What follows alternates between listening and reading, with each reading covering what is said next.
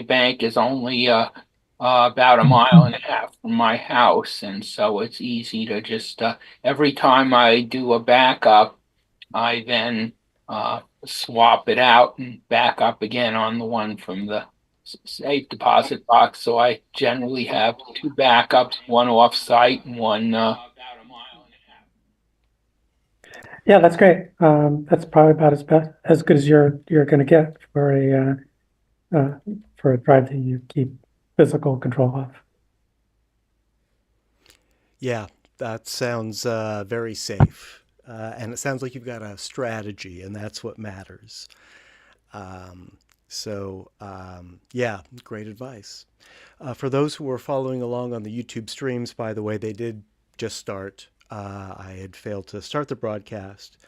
And just as a reminder, we had a discussion last week. If you're using a loom pad, the LeiaTube app needs to be updated before it'll work with our YouTube stream or any YouTube stream, I presume. But I imagine everyone here already has that figured out. I see that Jay put a link in the chat. This looks like the 3-2-1 rule for backups. Yeah, that's a great place to start to develop a comprehensive backup strategy. I just don't want anything bad to happen to any of you guys. It's And amazing to me how few people keep backups. I mean, there's so much, everybody has so much data that's important to them, but they sort of don't realize it until they lose it. And then they lose it. And often they don't improve their situation. I don't know. It's just something I guess people aren't taught. I guess we need to be taught because it's sort of not sexy or something. it's not something you ever think of until it's too late. Do you know what happened? Did you drop it? Power on, power off? You know, I woke up the computer and it couldn't find the drive. And I restarted the computer and it said the drive needed to be formatted. And I tried it in another Oh, computer B. and it said the same thing. So really no warning. I ran a few diagnostics on it and I couldn't come up with anything. But I have read that the solid state devices, do fail. They fail seemingly randomly because they don't make any noise, they don't give any warning, they just stop working. Let me ask, for those who are looking at the side by side YouTube stream, does it look okay to you? It looks a little blurry to me. fuzzy. It looks Very fuzzy. fuzzy. Okay. I'm Um, getting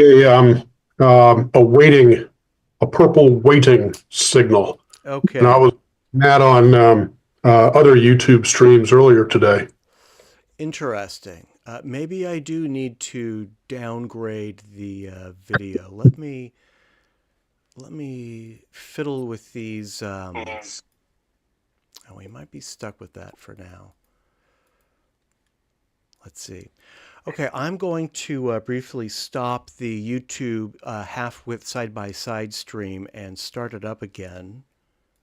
So bear with me here, and we will get to the slideshow. Tonight is our special subject, and that subject is black and white. And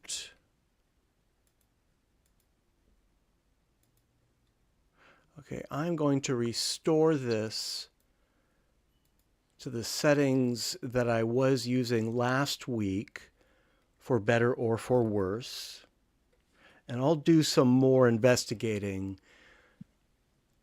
to make sure that we're maximizing the resolution that we can get. Um, so that may have, you may need to restart your stream. I apologize for that glitch. I'm just setting it up here myself. Let's see if this is any better. While I, yeah, still looks fuzzy. Okay. We might have to live with that tonight, but we'll get to the bottom of this. Is it foggy outside your house or something that's Maybe blurring it? that's what it is. Maybe it's maybe the lens is dusty. Maybe it needs to be cleaned up or something. I'm Go ahead. thinking that this happened coincidentally with the upgrade of the Leosoft software, That's true. which was triggered, I'm guessing, by some change at YouTube. So I wouldn't shoulder the blame yourself, Matt. Thank you. And actually, that's a good point. Is anyone watching the half-width side-by-side YouTube stream on a 3D TV? Maybe not tonight. Maybe we've all gone over to the tablet. So for what it's worth, it wasn't blurry last week after I updated my my LeiaTube software. So, the blurriness is new today. Okay, good to know. Well, we'll get to the bottom of this, and yeah, maybe I'll even work on this tonight. I also notice, I don't know, something's going on here. I'm not going to speculate and waste everybody's time with my ideas. I want to give this quick demo of how I use this color card, and then we'll get to the slideshow. Let me just set this up here. While I set this up, this will just take me 60 seconds or so. Does anyone have anything they would like to announce or share?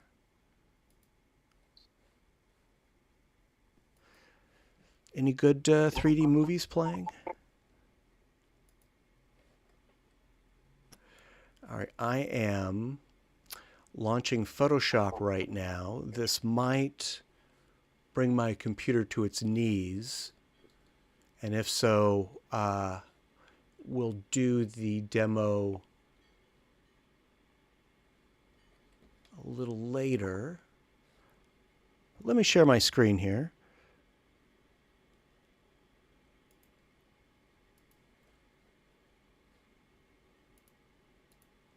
Here we are.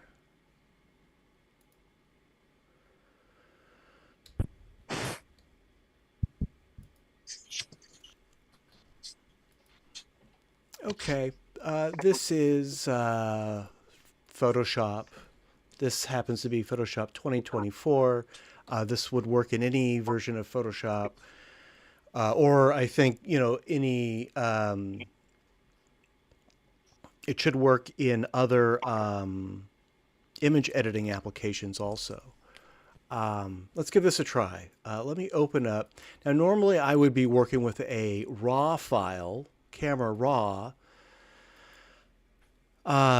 because my camera raw files are backed up on my cloud drive right now. I just took a quick JPEG with my iPhone, and it's just a picture of the card. And I would, if I was out and about, before I started shooting, I would just take a photo of the card in the light that I was in. And then later, I would go to the camera raw filter. Now, normally this would be a camera raw image, but I think this will still work. And when I select color to customize the white balance, there's this eyedropper tool. And what it recommends is that you select a, not too bright white, maybe a 20% or a 50% gray, which is why there's this series of grays here. And you can see as I click this, I'm clicking this lighter gray here, the color balance changes, the temperature changes and the tint changes, and I can kind of, play with these until I find the color that is a good compromise. These all are, whenever I click these with this eyedropper tool, I get the same color temperature within, one or value of 1 or 2. And you can see in doing this, the colors that are represented on the card, as well as the colors that would be represented in this photo. There are no colors in this photo because I just took a picture of the floor, are much more vibrant and much more accurate.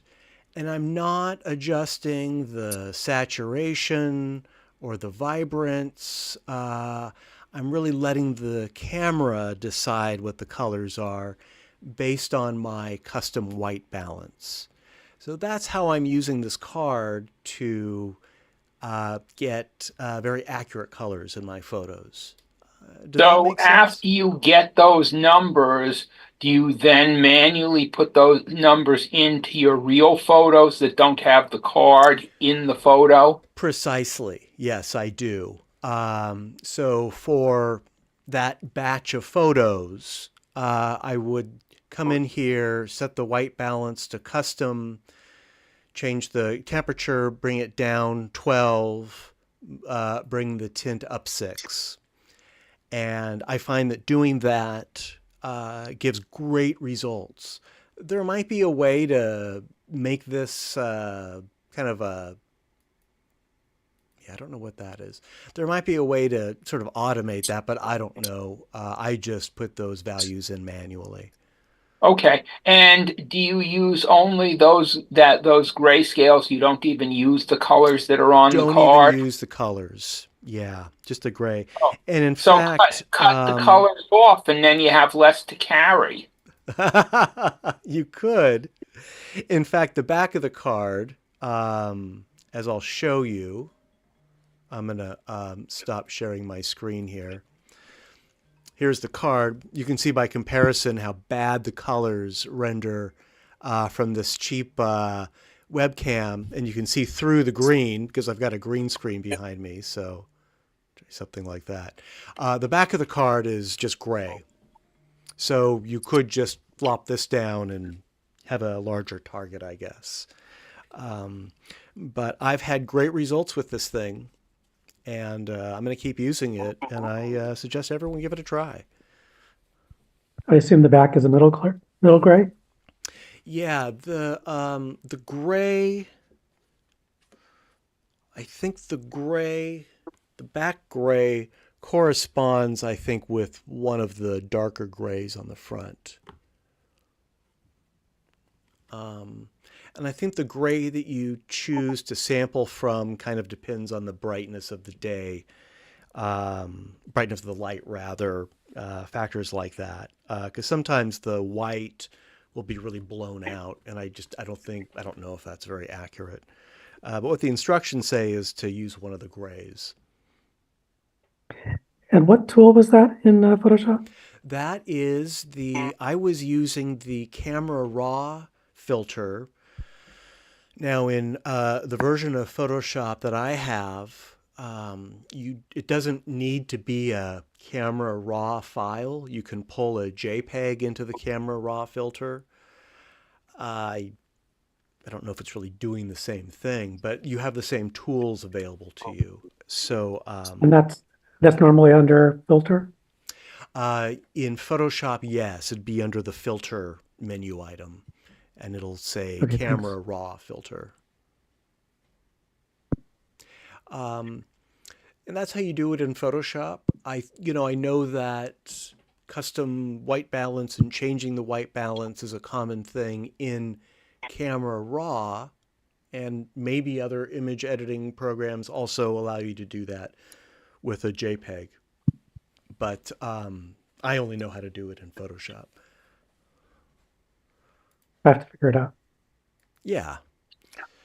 Yeah, so thanks for reminding me, Herb. I hope that was useful. Yes, it was. So without further ado, let's enjoy some let's enjoy our slideshow. By the way, I got some late entries. Melinda, I did get your entries. If you are using the downloaded files for tonight's slideshow, make sure you downloaded them in the past, I don't know, 5 or 6 hours or so, because they were updated after I posted them last night.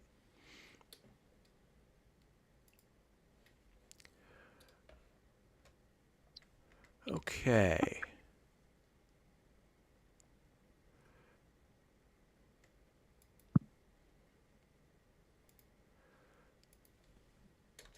Okay, I'm sharing my screen now. Oh, and I forgot. I think everyone already has this information.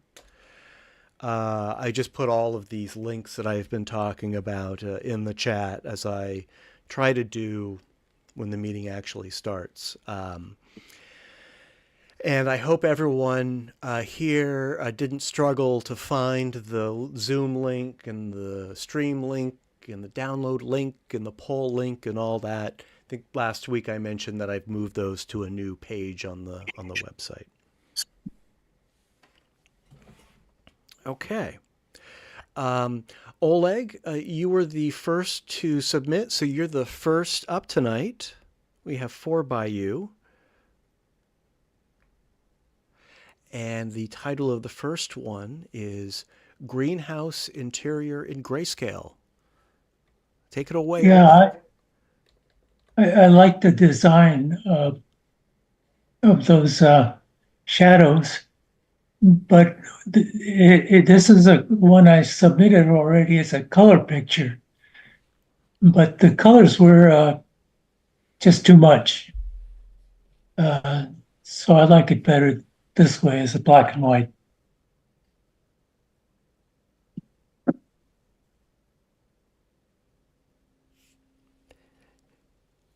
There's a lot of places to look on this. A lot of frames. A lot of places for your eye to rest on. It's an amazing photo. I don't even recognize, I don't remember it being in color at all. This is exactly how I remember it.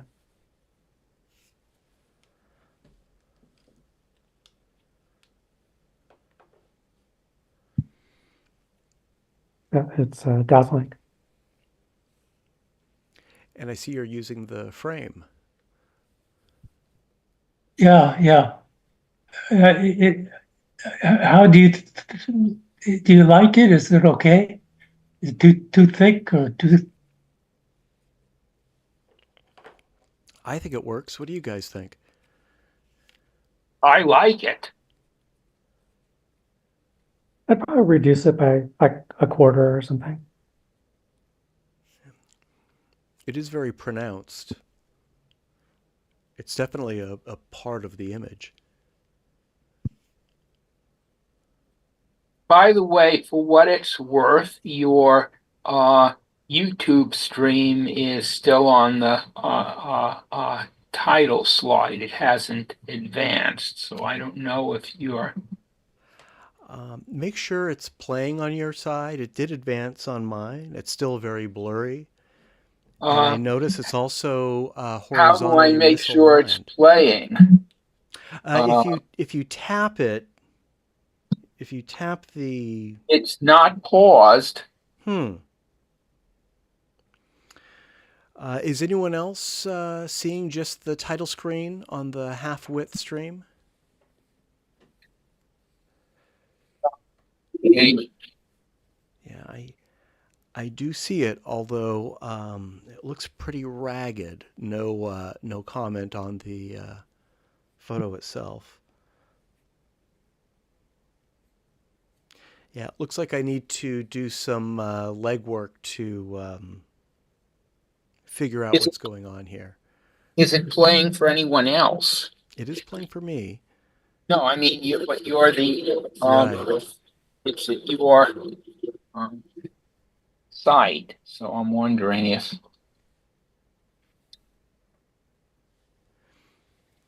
Is anyone else using the half-width side-by-side YouTube stream on their Loom pad or 3D TV tonight?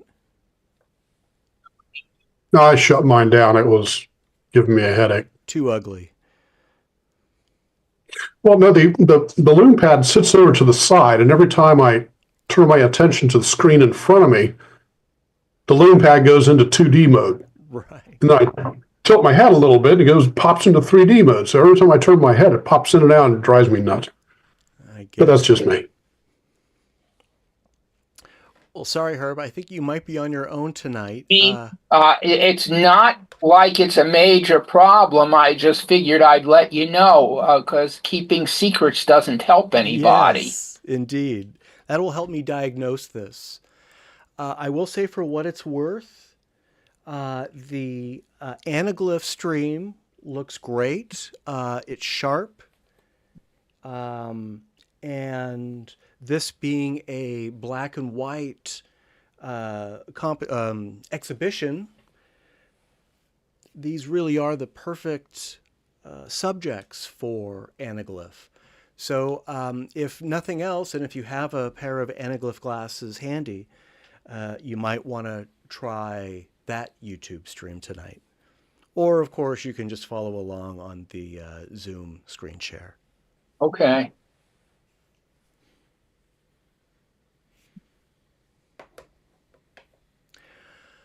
Oleg, I'm sorry we were a bit distracted. Do you have anything else you'd like to share about this one before we move on to the next? I can't think of anything. All right. I just like the balance of it.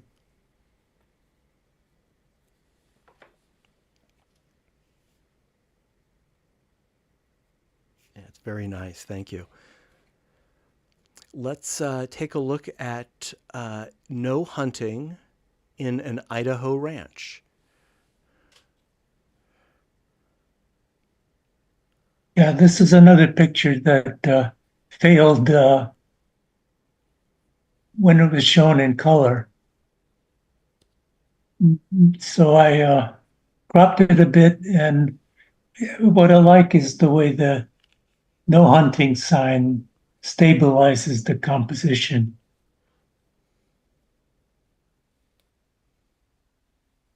I tried to make the border the same as the border in the border of the picture, the same as the border of the sign. Oleg, what do you mean when you say failed? What happened was the color was bad. It was not springtime, so the grass was brown, and I liked it. I liked the composition. So in black and white, without that destruction, I like it much better. So both of these are really good examples of pictures where you felt like the color wasn't working. So it's a perfect subject for switching to black and white.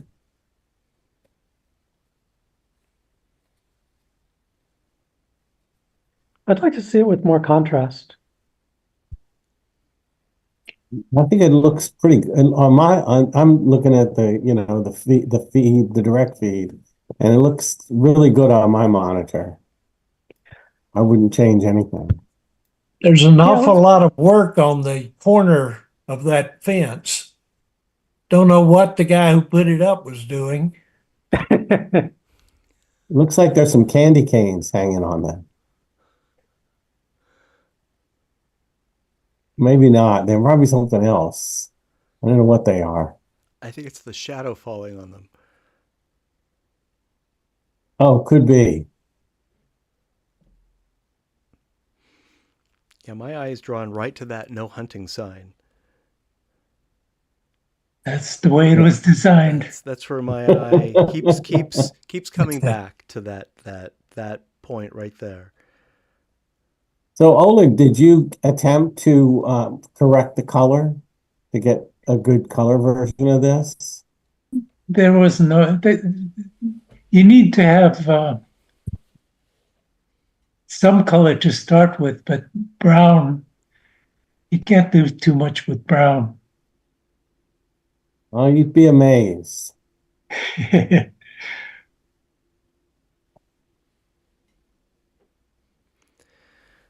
All right, thank you, Oleg. Next by Oleg is Quasi Grayscale at a Hamilton parking lot. Yeah, this is a color photo, but it was such a gloomy day Huh. that the only color and happily all the foreground uh, is in is black and white just by default, and there's just a little color in the deep background, and there are a couple of red cars. So this is like it looked.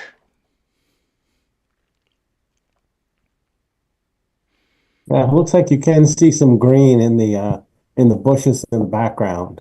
Yeah, It's pretty amazing. And the tower too.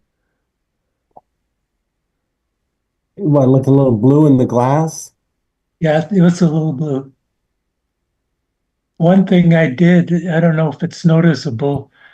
Um, I like to I like to end my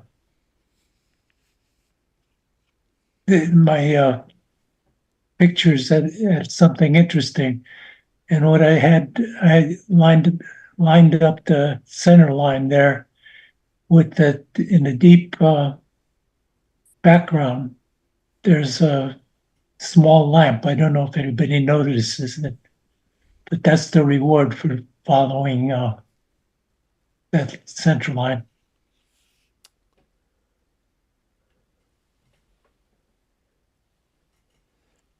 Like it.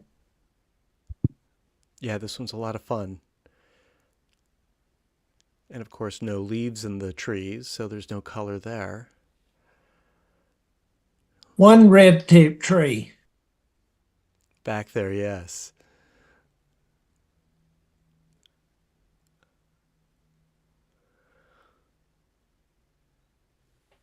All right, yeah, very clever, Oleg. Love it. And number 4 from Oleg tonight, Surfer confronts big wave. Yeah.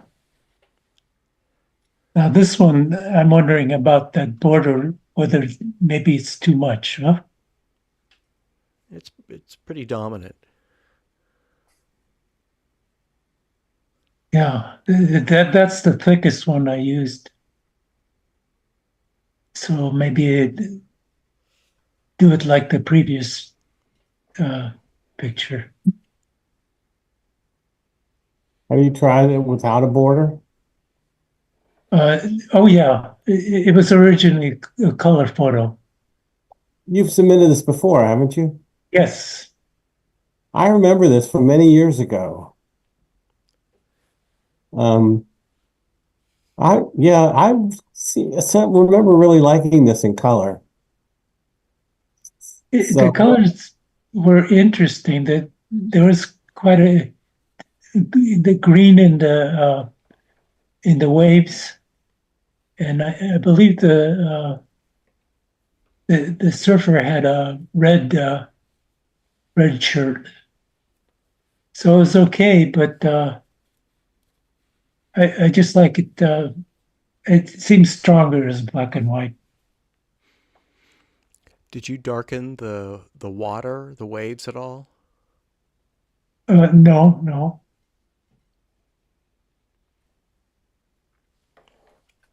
Those are ominous looking waves. Yeah, I can't remember now what happened. A lot of times I take the picture and then I have to readjust the camera, so I miss out on what happens at the end.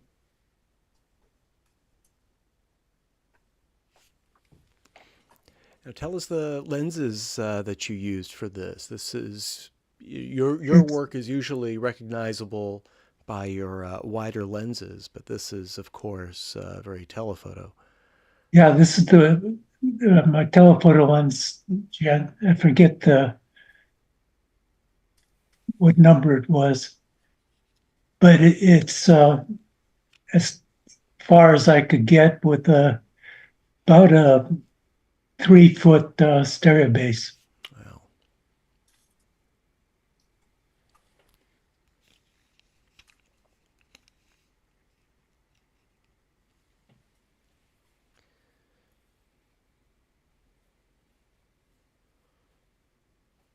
yeah, it's very dramatic. Thank you, Oleg. All right. I'm not sure. Let's see. It looks like Bob Bloomberg has not joined us. Uh, let's go ahead and enjoy the 3 photos that he submitted for tonight, and maybe we will hear from him later.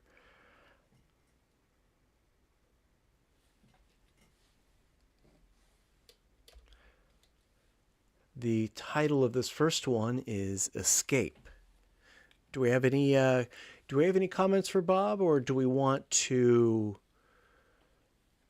Should we say that? wait? I would wait. Let's We can wait. do it at the end, maybe. All right. At least. Any objections? Yeah, I think we should wait for Bob. Okay. I'm going to go through these 3 rather quickly then.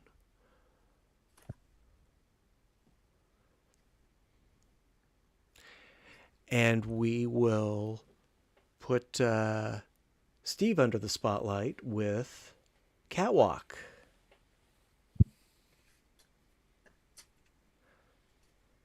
All right, this might look familiar. This is a revisit with taking some suggestions of this fairly complex process. I wish it was a little easier, because I would like to try, different angles and things, but I think it took 60 steps to get to this. So if I wanted to make a change, I would have to start from step number 1. But yeah, for those that weren't here previously, it's an animal. Actually, I think it's a tiger, and against a green screen.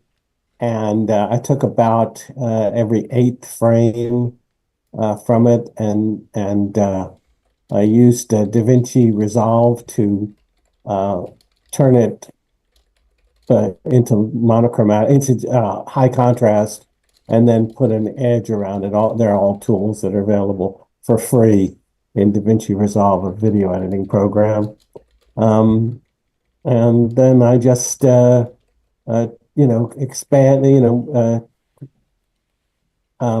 translated it, because he's already get moving toward the camera, so I didn't have to make it get bigger. But he's sort of walking directly toward the camera, and I just translated it in X, and translated it a little bit more. So I'm sort of debating if I want to keep, like the tail in there, because it's just there for those two iterations. I can't fuse the whole back part of it. Everything on the left is kind of random. I can see how there's a tail sticking out at, I don't know, 10 o'clock in the left eye, and it doesn't have any corresponding tail in the right eye. What? Oh, really? Oh, are you talking about like a tail down and sort of in the middle of his body? Yeah, there's something in the middle of the body sticking out at sort of the 10 o'clock direction toward the back in the left eye. Only in the left eye.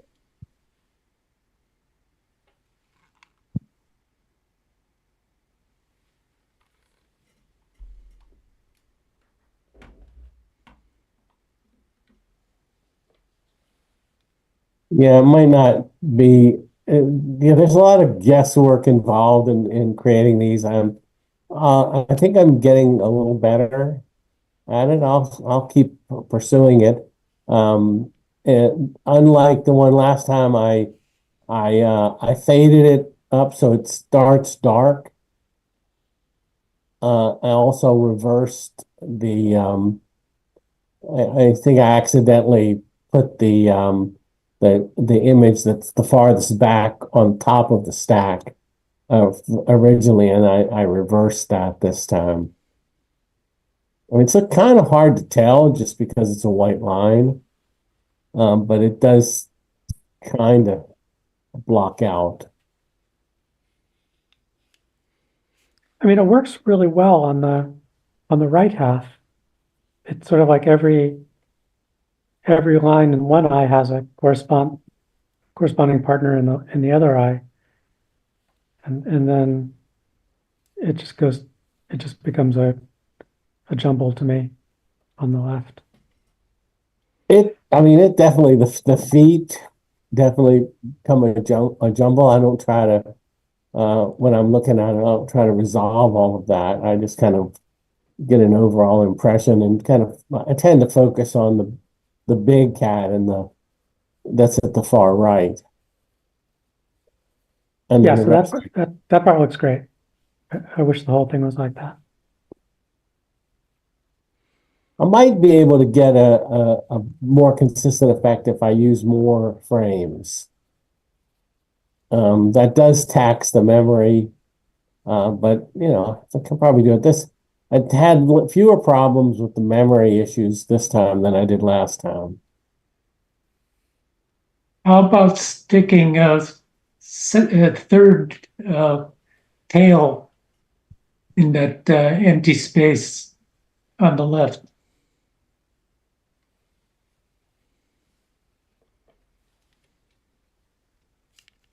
Are you suggesting I just like paint it out or something like that? Just take the middle one, the rear one now, make it a little smaller and stick it somewhere toward the left end of the composition. It'd be one. Yeah, if I were to revisit this, I would probably like I said, there's a lot of guesswork involved, so I don't really have a lot of control about the various parts, but I will probably pay more attention to that since you both brought it up. I think it just gets very busy in the rear because there are a lot of intersections of the lines. And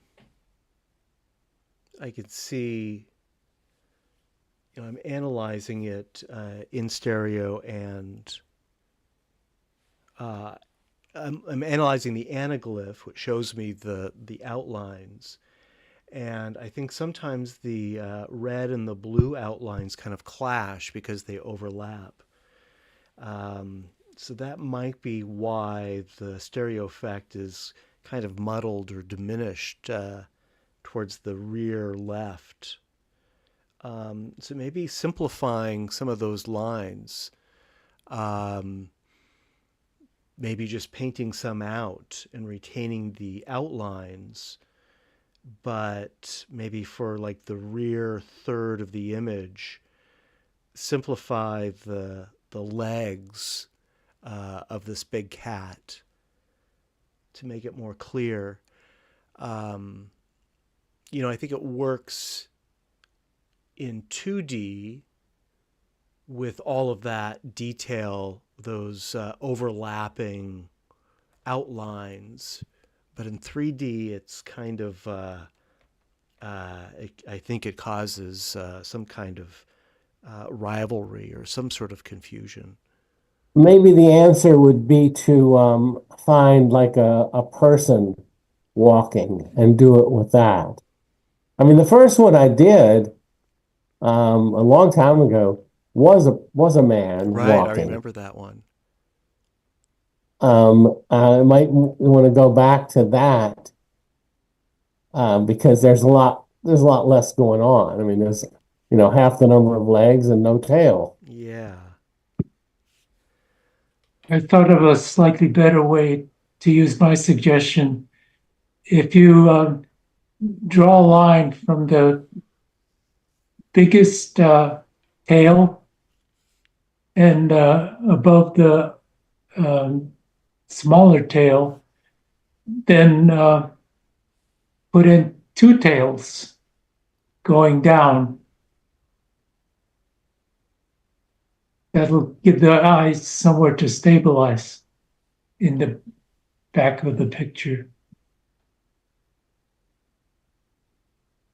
I'm not sure there's a consistent set of lines towards the back that can be fused. Well, I'm not saying trying to find it in any particular place, just slap them in there. As long as you can, then you kind of fool the eyes into thinking that the rest of the picture is proper. That would probably work. I mean, it would definitely work better in this instance than in trying to animate it. Because, in animating, if you looked at it in motion, you would definitely see something was not moving correctly. But in presenting it this way, you wouldn't be able to tell. Faking the tail. I know from personal experience of trying to fake the tail, fake any part of a naturally moving creature is really, really difficult. For me, anyway. I think the idea is great, and I think the goal is great and achievable, but I have no idea how to do it. I'm gonna try to find a simpler subject, or maybe even shoot something myself. I mean, I have a big piece of green cloth. Have you tried it with fewer frames? I mean, Well, yeah. Well, I mean, that's like I said. I picked every 8 frames, and before that, I was using. I think the first time I did it, I don't know if I showed it, but I did every frame right. or every other frame. And but yes, I could. I'm thinking about that. I mean, the fewer frames, when it gets up close, it doesn't look so good. I wonder if I can start at the back side with fewer frames and then add frames a little bit at a time as I get closer, as the cat or the whatever I'm photographing gets closer to you. I think that would be an interesting idea. That would make it a little less busy in the rear.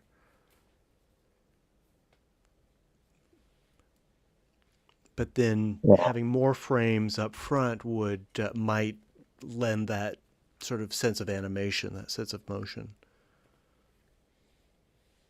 Yeah, I'm gonna make a note and try that.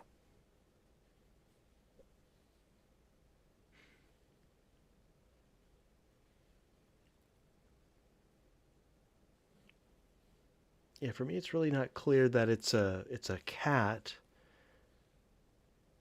up until like the last 3 frames, maybe. Yeah, well, that's okay with me. There's a certain amount of intrigue. I mean, not really, because I think the first thing you see is the big cat in the front, so you already know. So it's not like solving a mystery starting at the back and think, I wonder that could work in animation, where you see like a blob, and then as it gets closer to you, you say, oh, I get what it is. It can be a fun approach to in a film. Yeah. Well, I hope if you decide to keep working on this, I hope you show us your results. I hope you do keep working on this. Yes, I will. Yeah, love to see where you take this. So if you want to show it to us next month, we'd love that. Okay. By the way, when I say next month, I mean December. Our next meeting is like 2 weeks away because of our adjusted November schedule. And I'll remind everyone about that at the end of this meeting. I don't think I'm going to be here for the next two meetings. I mean, the December meetings. Right. Well, I'll take a poll now that you mention it. Traditionally, in the past, we haven't had a December meeting, but we did have a December meeting, two December meetings rather, last year. I'll take a poll before I commit to anything. Thanks for mentioning that, Steve. Could be that a lot of people are going to be out of town.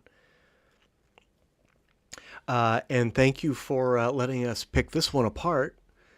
Let's enjoy another one by Steve. Egyptian Ruins is the title. Okay, I guess this is kind of the opposite of Oleg's first two pictures. It's one that had almost no color except for some blue in the sky. Um, and I just went back to an old picture that I took when we were visiting Egypt. I think probably the one thing to mention is I couldn't get the depth I wanted and get everything from top to bottom. So this is actually two pictures. The tower, the tallest item in the background, that was chopped off in the main picture. And then I tilted the camera up and shot it again, and then I merged those two so I could All right. get the top and get the depth that I want. Because if I pulled back farther, I wasn't getting the depth that I liked. The depth is perfect, I think. Do you know if you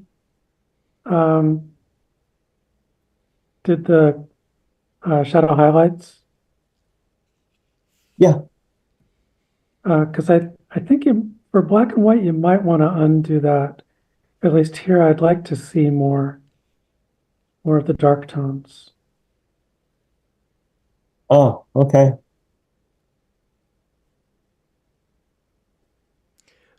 I have a funny idea. If you superimpose that cat picture on this one, it's pretty much the same perspective. They did like cats. There's a lot of hieroglyphics that have That's cats in right. them. So yeah, I would say it seems appropriate.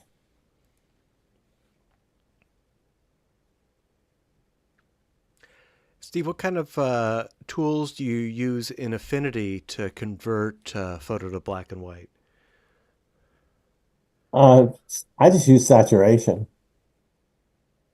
I think there is a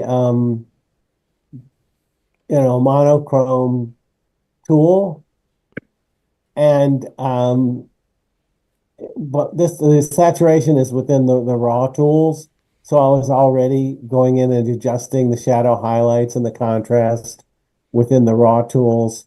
So I think, gee, I can do it there. I don't have to search for the other tool, which I hadn't used before.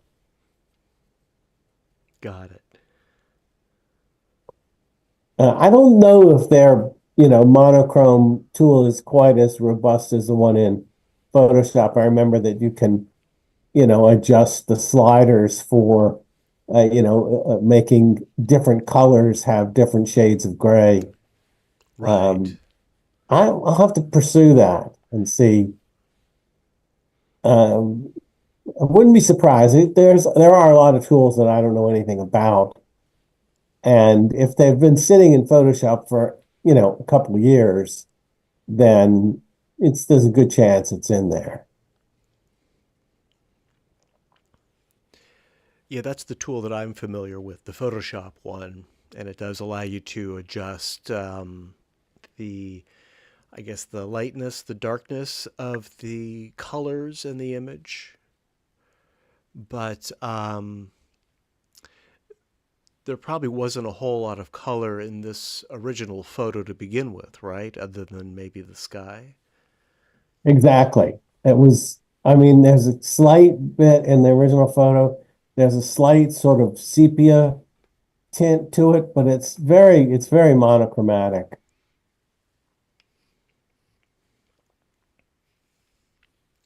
Well, and you've got a great stereo composition, as you said. Great depth in this one. Thanks. And we've got one more by Steve. And the title is Tree. Yeah, this was taken the same day as the ones from last week, where they were cutting off the branches of the trees, and I just thought, oh, okay, that's a pretty nice sky. I'll try to get a picture that will work in black and white.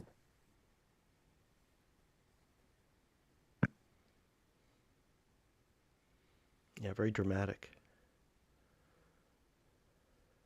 Yeah, I think the depth works pretty well. I mean, a sky like that is a big help for 3D.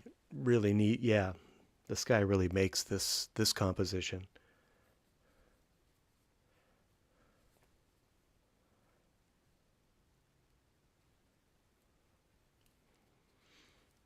And was the tree this dark in your original photo, or did you darken it? It's pretty dark, but I wouldn't put it past me to darken it some more for dramatic effects. Gives kind of a stormy appearance. Adds a lot of drama. And then I did it on purpose. Yeah, there you go. And really nice depth too. Thanks.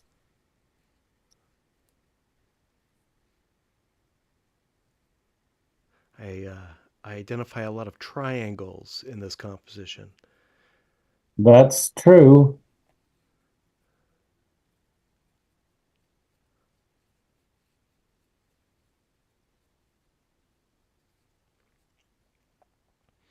Very nice. Well, thank you, Steve. Yeah. Well, thanks for everybody's suggestions. Melinda, we have two by you. And the first is titled Aquatic Gazebo. Yeah, so this was shot at Brickyard Cove by Point Richmond. I swung through here after our last get together. Same time I took the photo of that metal recycling operation, and there's some interesting picturesque little areas back there, but this was the only shot that caught my eye. Seemed a very natural subject, and it kind of reminds me of Oleg's multiple sightlines. It was not a deliberate homage, but maybe he's affecting how I'm looking at sightlines in my images.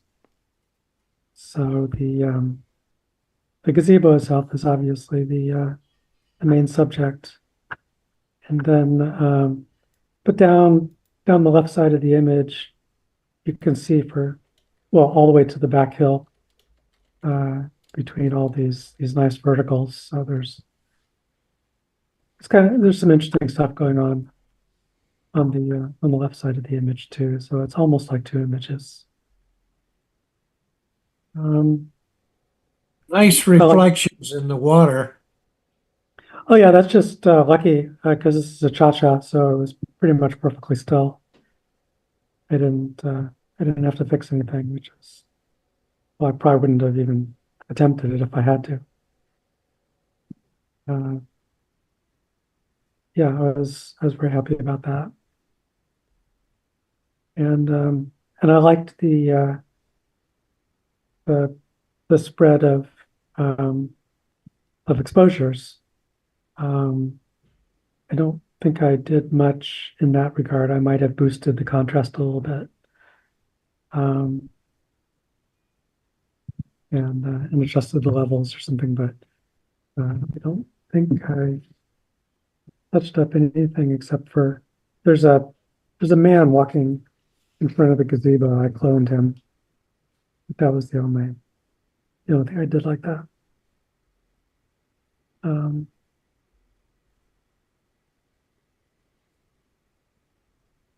Yeah, that's about it.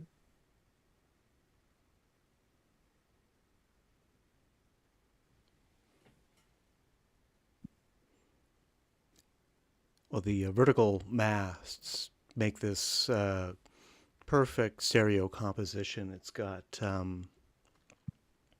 plenty of depth. As Lee pointed out, you got those great reflections, and you've got that lovely frame of the gazebo between the masts. I think you really scored with this one. And thanks. it's it's a unique view, as you said. It's kind of this picturesque area that doesn't get a lot of attention. It's not widely photographed. I'm sure that any of us would spot this sort of view immediately if you were driving by it. But if you can find more good subjects back there, I'd be curious. It was kind of elusive for me. I was happy to find this one.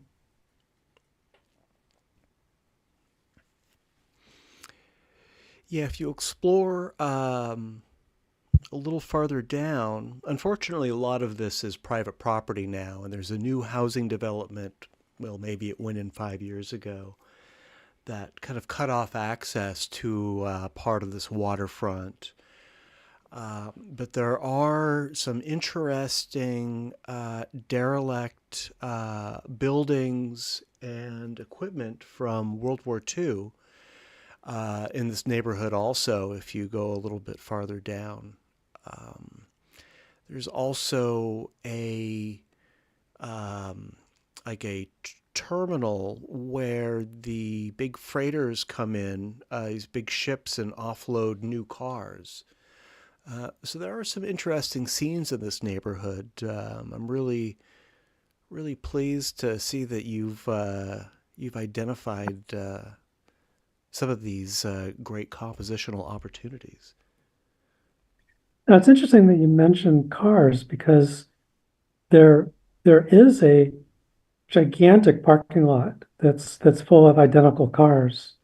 Well, not completely full. It's like only a quarter full, but it's an enormous parking lot. Probably the biggest I've ever seen anywhere. So it's clearly storage of new cars coming in or something. But is that what you're talking about? Have you seen that parking lot? That's got to be it, yeah. And that huge parking lot fills up to capacity, and then they all disappear, and it'll be empty, depending on how they ship these things around. Yeah, you're not going to want to leave new cars out like that. Yeah, I agree that this is a really nice composition. I especially like the way the two boats frame the little house there. And the coloring being that those are really light, and that one's kind of the darkest thing other than the mountains way in the background.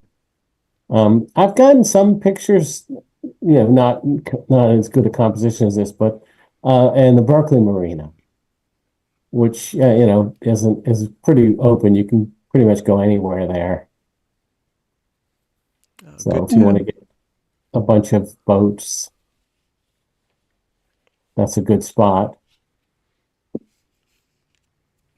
Yeah, Where exactly is it? Are you asking me? Anybody? the photo. Where's what? This place. She said this is in Point Richmond. The gazebo? Yeah, Yeah, that's Brickyard Cove. Um, it's sort of at the southern tip of the peninsula that has the Miller Knox Regional Shoreline, Keller Beach, Point Richmond. So it's sort of like it's like the southernmost tip of that area of Richmond. Call it the southwest tip of Richmond. good. I'll be there. Yeah, check it out and go look at that parking lot area. It's I mean it's real obvious from Google Maps or Google Earth, and it's enormous. And if you can find a vantage, there are some low hills. Probably need a drone to do it justice, but but bring your telephoto rig. You might get something spectacular there.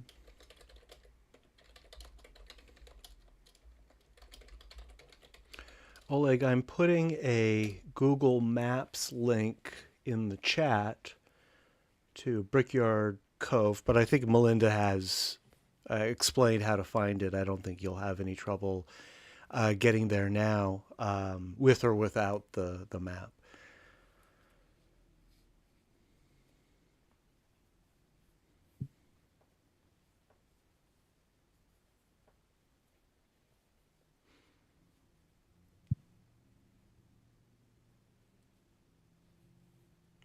Yeah, this is great. Thanks, Melinda. Very Thank you. nice. And also from Melinda, we have, just get my notes out of the way here. Manfred. This is a portrait. Yes, so this is my very, very good and very old friend Manfred Vormuth. He's kind of a famous machine learning expert. He teaches, or he taught machine learning at UC Santa Cruz, where I went, although I never took a course from him. But yeah, he's a lot of fun. We've done a lot of crazy things together, and so I took a few snaps of him the last time I was down there a couple of weeks ago, and I liked this one because he just came out looking crazy, and his hair flying everywhere, and I don't know, very strange expression. He also has a problem with his eyes. Unfortunately, he can't see in 3D.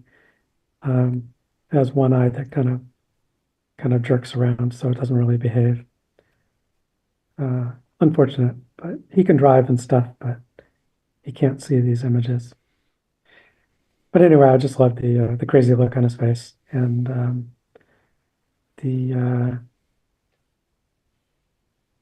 of course he's under full bright noonday sun, and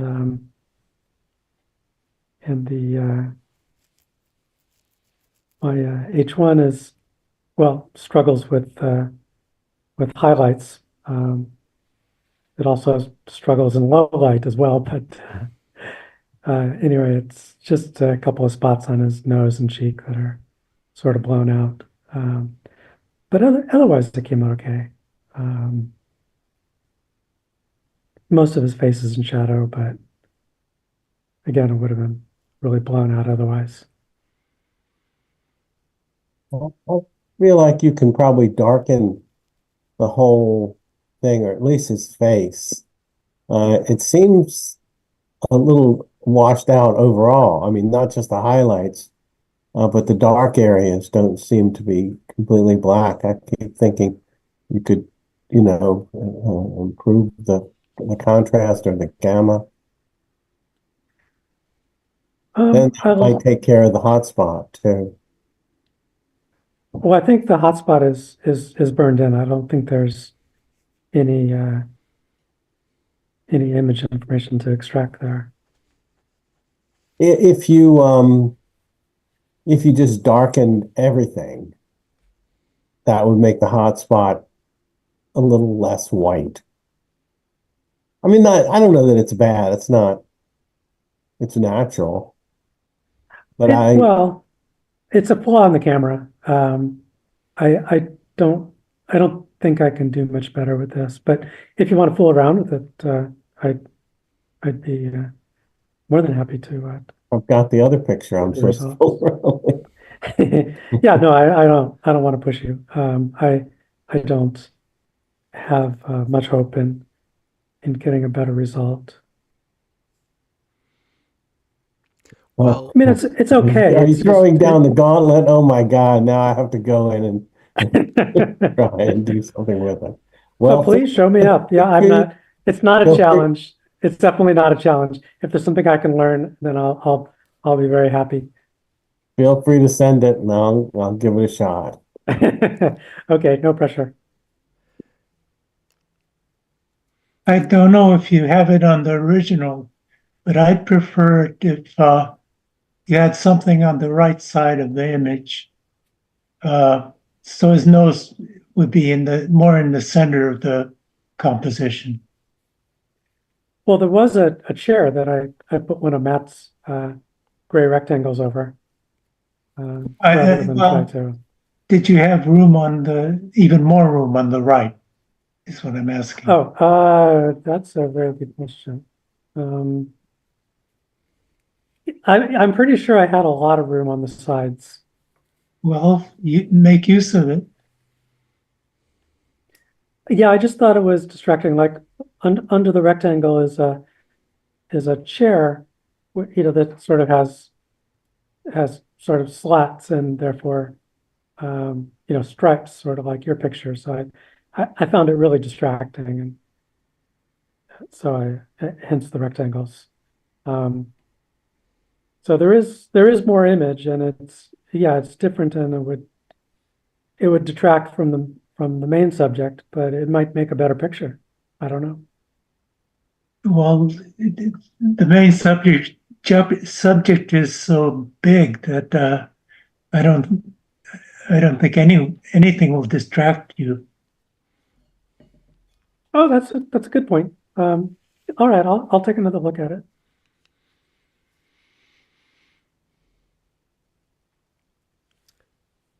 I normally just try to pay attention to what really catches my eye in a photo, and then try to crop to give the greatest access to whatever is the most attention grabbing. But that's just my style. I know that you like to give people a lot to examine.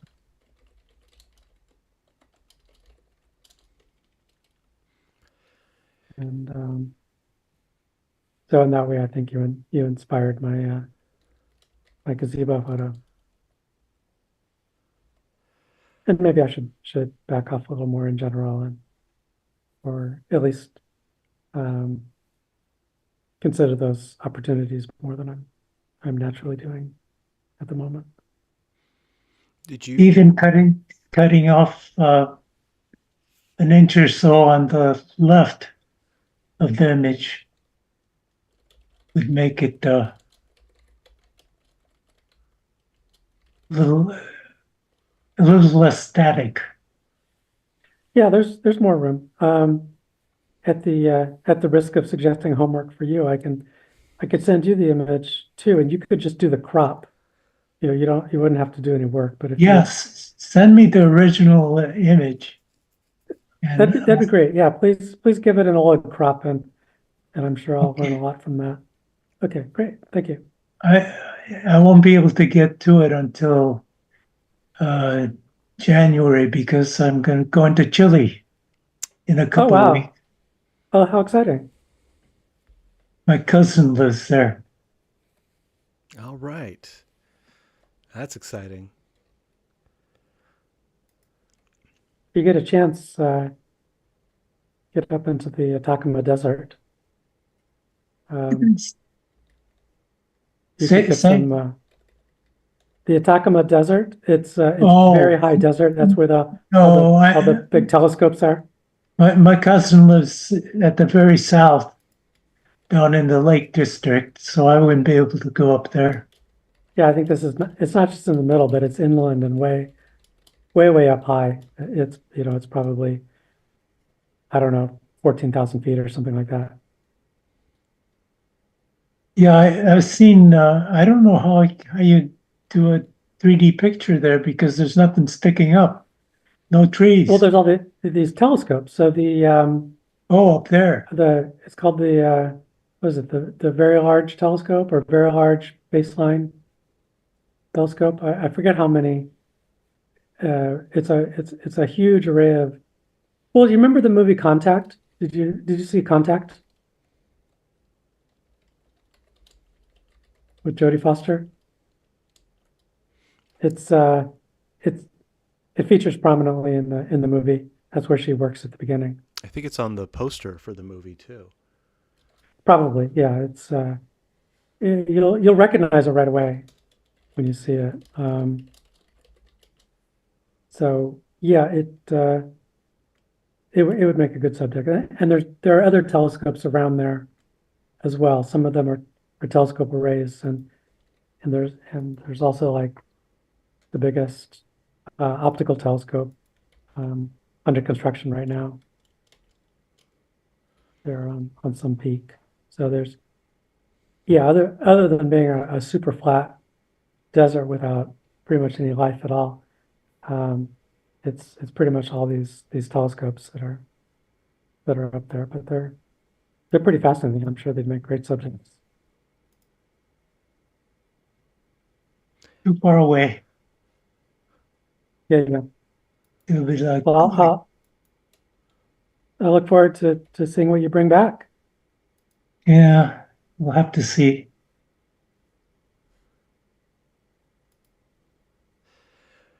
Melinda, I know some of your other portraits have had some, minor blowouts like this one, but have done very well in our club as well as with the internationals that you've entered them in. So, uh, you know, it's pretty clear to me that that's a flaw that people can overlook or maybe even consider it intentional. It is kind of a characteristic of the camera. So, it is what it is. Yeah, yeah. It's the picture of Jerry was interesting because it has a similar blown out highlight, but he wasn't in direct sunlight at all. So it's something weird. I'd go so much to call it a bug. I think it's in the firmware. Might not be the actual hardware itself.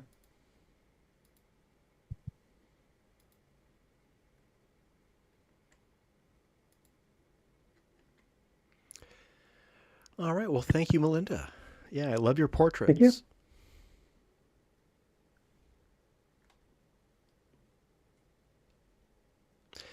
And that is actually our group tonight. It's a smaller group. I really appreciate everyone making it on this unusually scheduled meeting date. We don't usually meet the third Tuesday, but because of the election, here we are.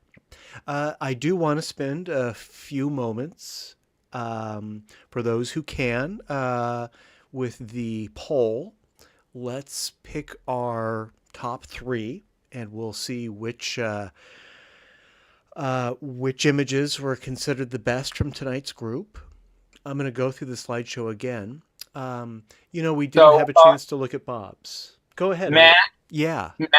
I need to take off, but you did ask a question earlier about December, and there's no particular reason I can't attend in December. Okay, thank you. And so I'm going to take off. Have a great evening. Good night. See you later. Now, did you want to maybe show Robert's images anyway? We gave him a chance to show up, but if we're gonna vote, this is the one time I agree. to include him in the black and white special. Yeah, let's not overlook his contributions. he has 3 photos for tonight. If you're following along on the YouTube streams, they'll pop up in a few moments. The first one is on the Zoom screen share right now. And I can even tell you the title of it. The title is Escape. Do we have any comments for Bob, who might be watching later one of our recorded streams? I want to know where he found it. I'm guessing at an art supply store. An art supply store warehouse. And then did he set this up or what? Very creative. It is.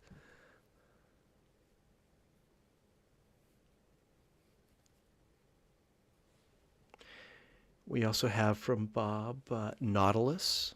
Great subject for black and white.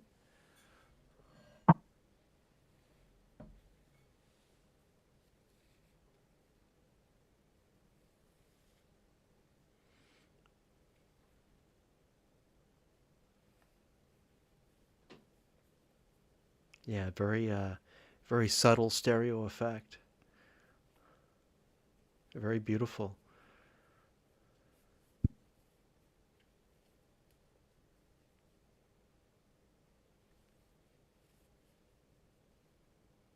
I wonder how he lit this.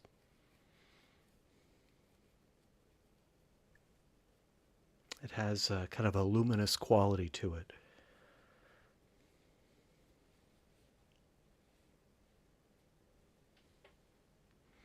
And Maybe it's on finally display. from Bob. Oh, I'm sorry. Did I step on somebody? Oh, that was me. That's fine. I was just wondering if it might be part of a display. So somebody else might have lit it. Yeah, we'll have to find out.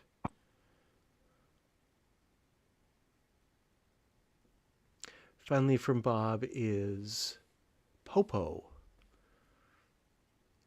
This looks like an exhibit at maybe a Maker Faire or Burning Man.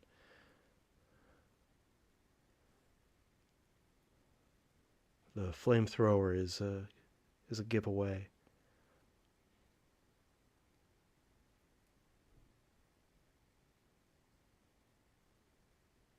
Not a whole lot of depth in this one.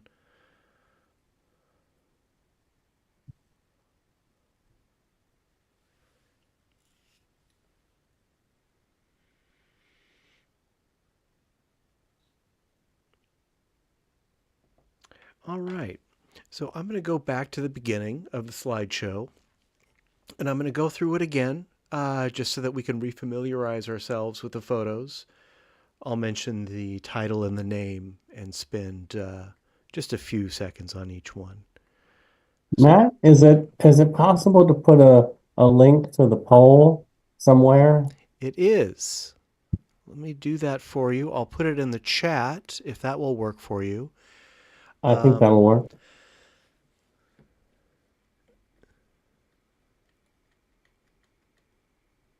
And there it is. If you want, you can. Okay. So the link to the poll is in the chat now. Yeah, that worked. And by the way, I keep the poll link is the same each month. So if it's convenient for you, if you want to bookmark it, you can go to that every meeting. That said, I'll go through the slideshow. First is Greenhouse Interior in Grayscale by Oleg.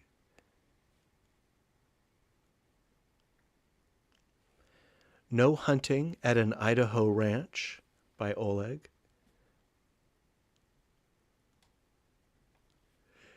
Quasi-Grayscale at a Hamilton Parking Lot by Oleg.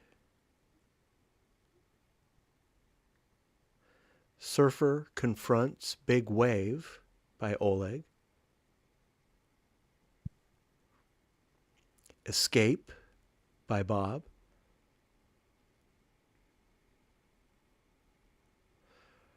Nautilus by Bob. Popo by Bob.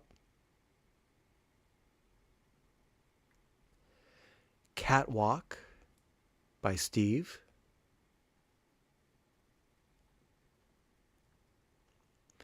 Egyptian Ruins by Steve.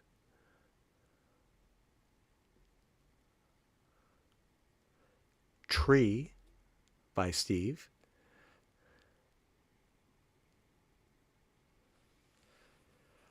Aquatic Gazebo by Melinda. And Manfred by Melinda. That's our group. Let's take 60, 90 seconds or so to make our selections. Please select your personal top 3. And I'll show the results in just a few moments. First, I've got to vote.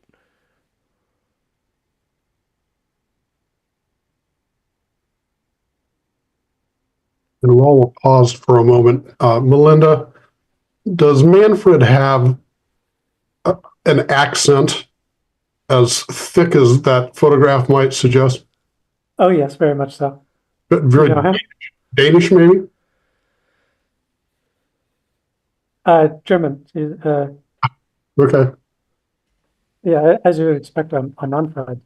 Yeah, Yeah.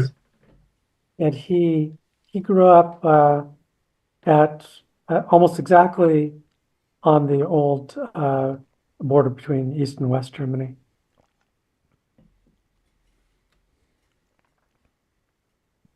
Very rural. And he keeps bees and he raises rabbits and has all kinds of fruit trees and experiments going on.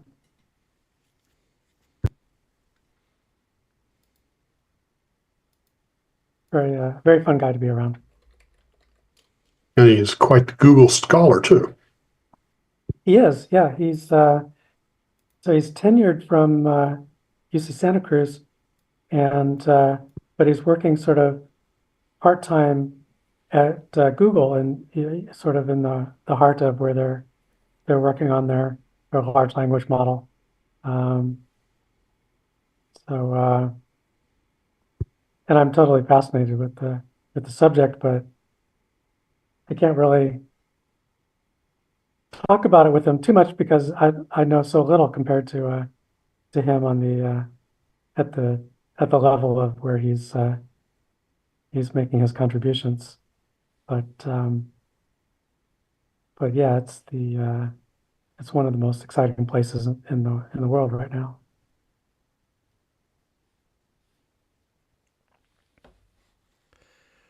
All right, I'm going to stop my screen share.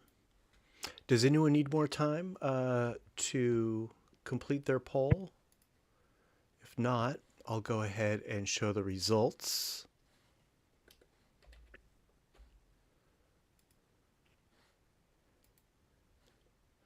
First, before we look at the results, here's the DVD cover, the poster for Contact. You can see that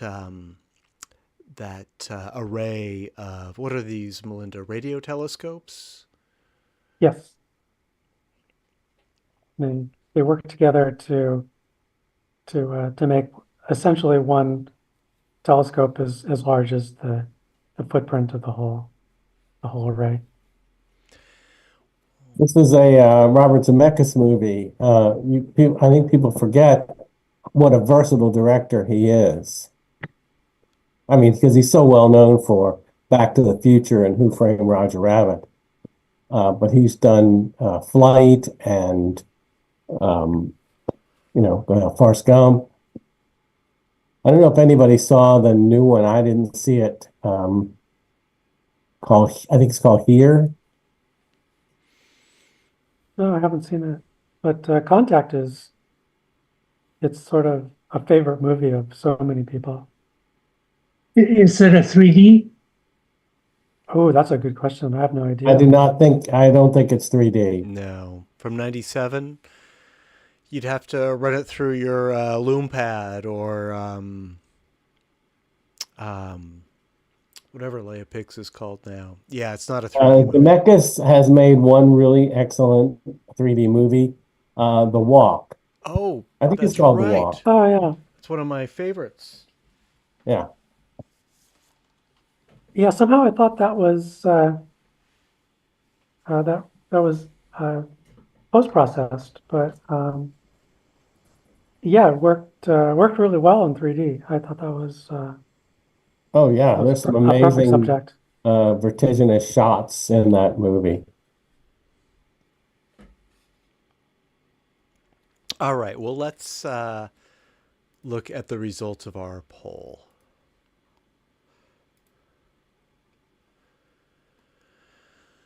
All right, Oleg, your greenhouse interior in grayscale was the first we saw and the first we selected. Very nice. Looks like we've got a tie for second between Bob's Escape and Melinda's Aquatic Gazebo. And Melinda's Manfred is our clear third. Very nice. Thank you. Speaking of The Walk, yes, indeed. The Walk, it's a fantastic 3D movie. It's a longer title, but is really a 3D first movie. It'll give you a sense of vertigo, even though you're not there. It's remarkable. So, I wanted to follow up with a bit that I've learned about what's going on with the half-width stream. It appears to be a LoomPad issue, not a YouTube issue. The stream itself coming out of YouTube looks fine. So if you're watching it on a 3D TV or some other device, I'm sure it'll be okay.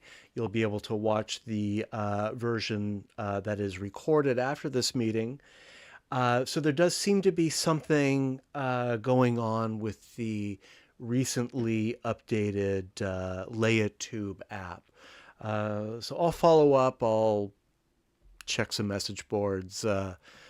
Maybe I'll follow up with the company themselves and see if we can't get to the bottom of this. But it looks to me like it's strictly a tablet issue, not an issue with the YouTube stream.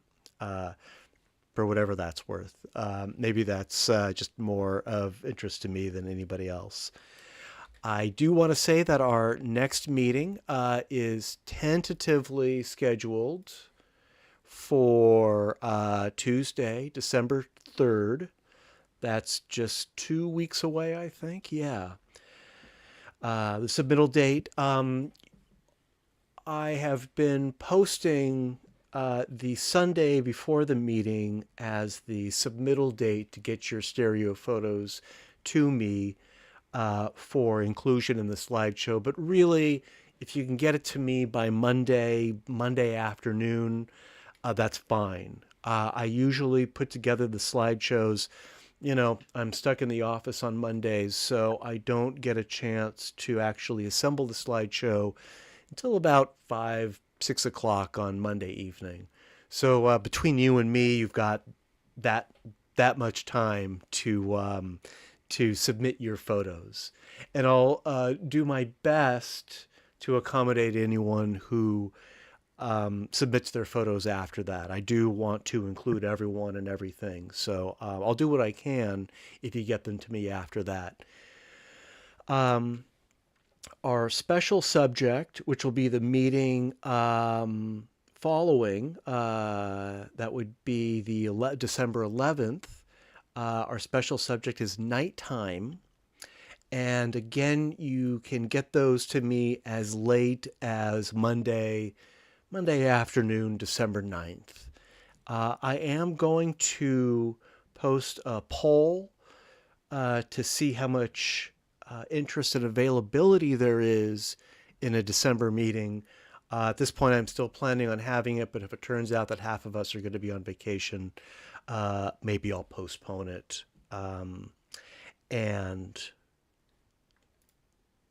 I'll be posting that probably tonight. And those are all the announcements I have. Looks like we'll be closing up a little early tonight. Does anyone have anything they'd like to share? Yeah, Yeah. I do. By the way, I will be here on the Okay. 3rd. I won't be here on the 11th. And I did play around with Affinity during the meeting, and I found it. It was in the layers, which the advantage there is that the tools that are in the layers are non-destructive. So the monochrome tool, which they just call black and white, is just like Photoshop. It has a bunch of different shades, primary colors and secondary colors that you can adjust to enhance the black levels. So it's got a great tool, and yeah, it's non-destructive, so you can vary it or turn it on and off. Doesn't affect the original picture. I also wanted to mention that on Thursday night, one of the big movies of the holiday season is coming in 3D, Wicked. Yes. Based on the wonderful play. So if you're not familiar with it, it's got some great music, and it's looking at the Wizard of Oz from a different angle. And I think that's it. Yeah. Well, Thanks, Steve. people haven't seen, the Beam Pro is on sale. Or how, I think it's like 40 off. Wow, that's a Well, deal. how much is it? I'd have to buy myself a little Christmas present. The link I put in the chat, I sometimes do a posting that needs explanation. It's a link to a music video by Michael Jackson titled "Black or White," which is kind of, if you haven't seen it in a while, it's, especially in this political climate, it's worth watching. I was really excited about it because it was the first time I'd ever seen the facial, what do they call it? The merging from one face to another. The morphing. Yes. Well, thank you. And it was really high tech at that time. So yeah, it's a video worth watching. But it's black or white, not black and white. Well, that's a really famous video. I believe John Landis directed that. And PDI, right here in the Bay Area at the time, did the morphing. Yeah, in fact, they would have offered me a job helping to do that, but I was not about to be one of those morphers. I mean, they were interested in me as a developer as well, but that was they were doing the real cutting edge stuff at that time. Yeah. Well, they managed to get it done even without your help. Yeah, they did a good job. Whatever happened to them? Well, they got eaten up by DreamWorks, and now they're essentially DreamWorks Animation, and they're still doing it. They got. I think they were responsible for The Wild Robot. Just came out, and then their How to Train Your Dragon, which is one of their big movies. I didn't know now a live action version. I've been seeing promotions for that. I don't know why they need to do that, but that's what they're doing. So yeah, they're definitely still very active. that. Very talented people.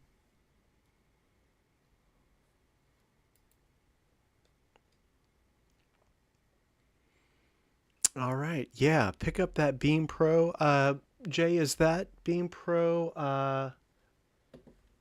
Is that for sale? Are you looking on Amazon or is that on the Both. manufacturer It, website? it should be both. Definitely manufactured. There it is. Let's see. Is there a reason for the sale? You know, it's still $200 on Amazon, so maybe it's just on their website.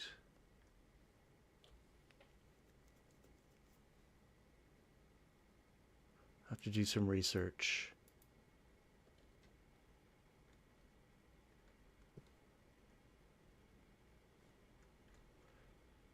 All right.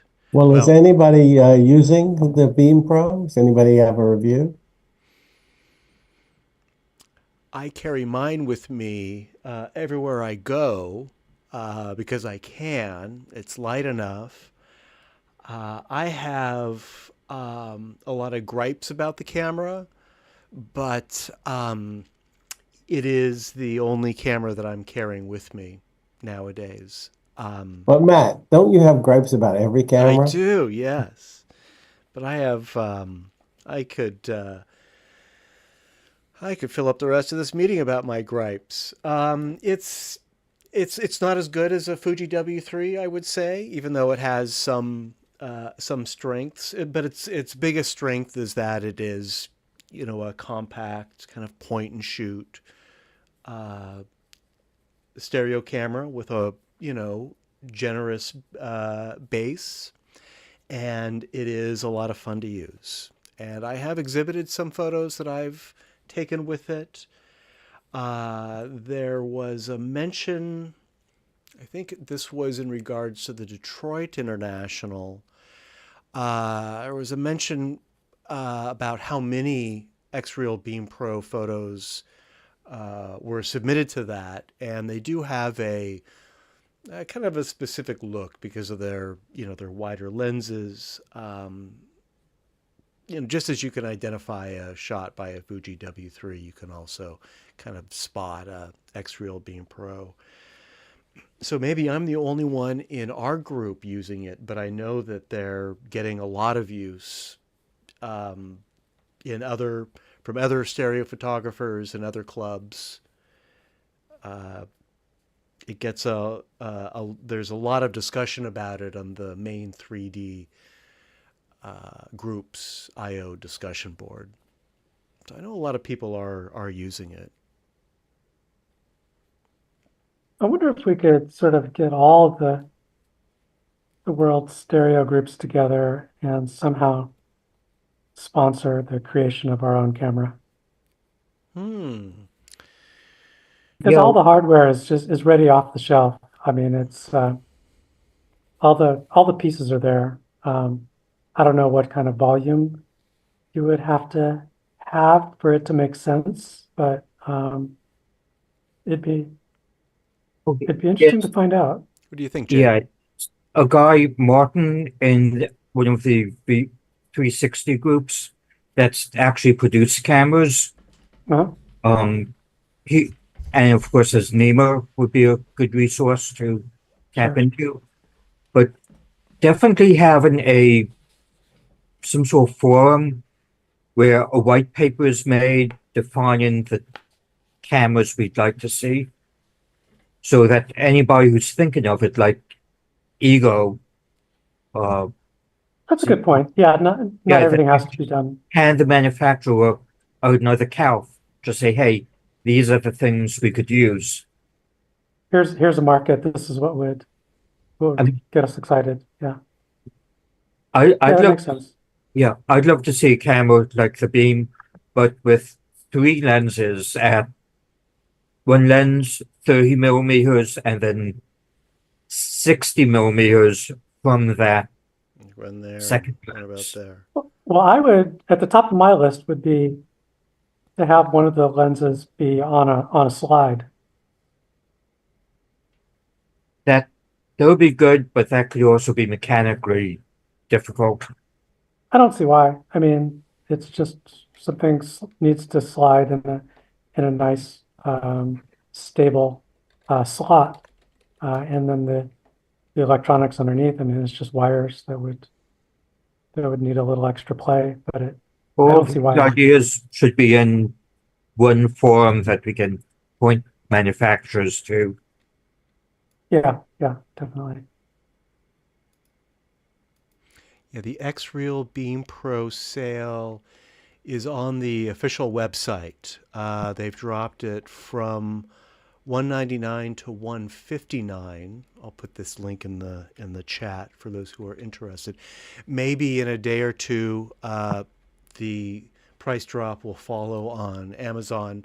That's where I got mine. But it is on sale. To your point, Melinda, the Beam Pro, I'm quite sure this is all off the shelf components. It's really just an Android tablet with the pair of lenses and a custom camera app, which really isn't very sophisticated. So I think it's certainly possible using off the shelf hardware. It might even be possible to retrofit the Beam Pro. And now that the price is going down, it is more attractive. I may have to get one. I encourage everyone to get one who doesn't have a dedicated stereo camera. It's getting a lot of praise for its 3D video as well. It'll shoot, I don't know what the frame rate is, but it will shoot HD resolution video. The alignment is excellent. And I was curious, I did look into if it was possible to physically replace the lenses in this device to something a little less wide, but it's basically integrated into the camera sensor. It's not the kind of thing that you could actually take apart and reassemble. What did you want to do to it? So one characteristic of the X-Reel Beam Pro is that it uses fairly wide lenses. So you don't really get a fisheye effect, but you do get converging verticals if you shoot, from an angle pointing up or down. I think most new cameras now have fairly wide lenses, but I was just curious if this could be converted to something a little more natural, like a 35 millimeter equivalent, something like that. Well, you might want to look on Amazon. I bought. I once submitted an image that I did this way. There are these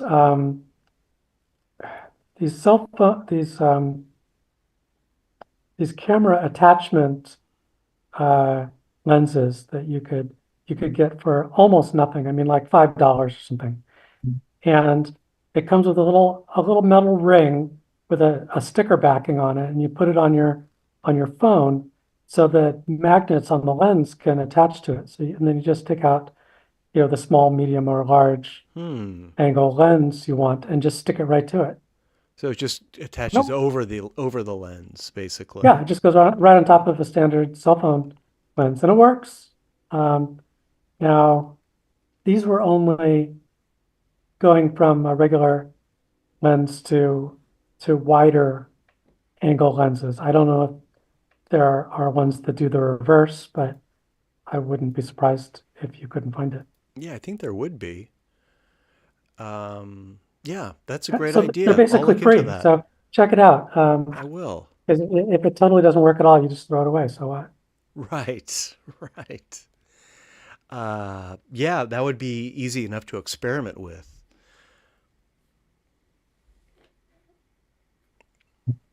I put links in books about manufacturing in China. All right.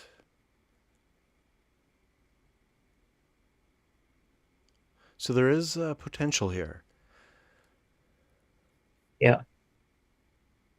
I'm guessing that probably need like 1,000 minimum.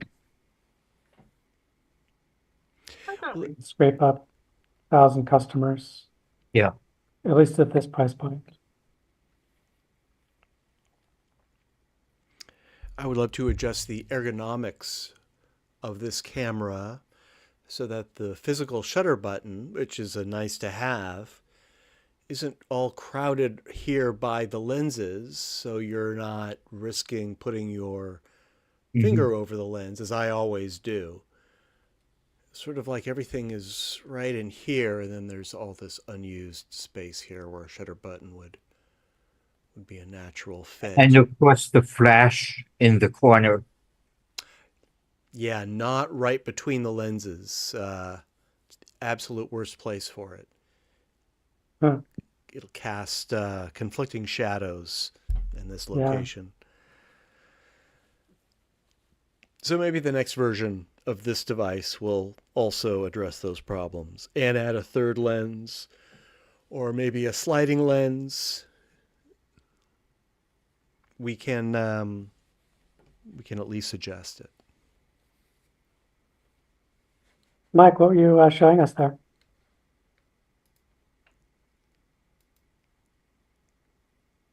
I was thinking it was the title that brought up, but it's not quite. This is the essential guide to electronics in Shenzhen. I bought it for my little sister for Christmas one time. Wow. In Hong Kong. Yeah, by Andrew Bunny Hang. Yeah, it's fun. That's why I paste in chat. That looks like a newer version of it. Yeah, Naomi Wu wrote it. And said that there's some major updates. A small world.